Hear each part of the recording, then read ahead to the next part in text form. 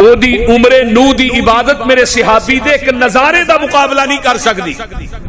دوسرے نمبر تے حضرت عبداللہ بن عمر رضی اللہ تعالیٰ عنہ فرماندے نے تھوڑی پوری زندگی دیاں نیکیاں ایک پلڑے دے اندر اور میرے نبی دے صحابی دا تھوڑی دیر واسطے نبی دی معیت چ بیٹھنا ایک پلڑے دے اندر.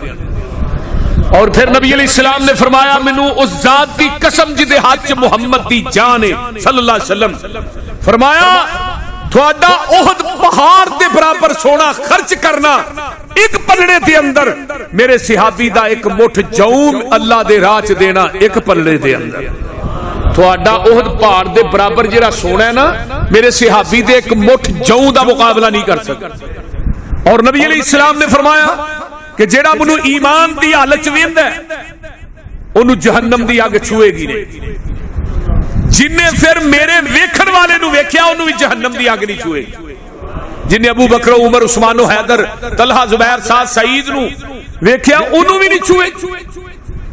اور صحابی جڑا ہے یہ مغفور لہم ہوندا ہے، ماں دے پیٹ دے اندر ہی صحابی بخشیا ہوندا ہے. یہ گل یاد رکھو.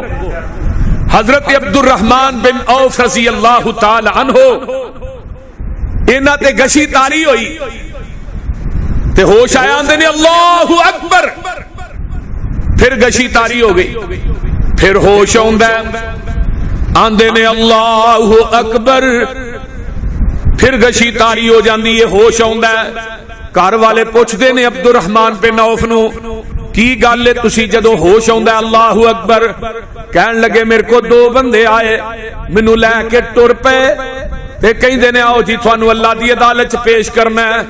اگوں ملن والا ملدا ہے، وہ آندا تسی کتھے لے کے جا رہے ہو؟ نبی دے صحابی حضرت عبد الرحمن بن عوف نو وہ آندے نے جی اللہ دی عدالت دے اندر پیش کرن واسطے لے جا رہے ہاں.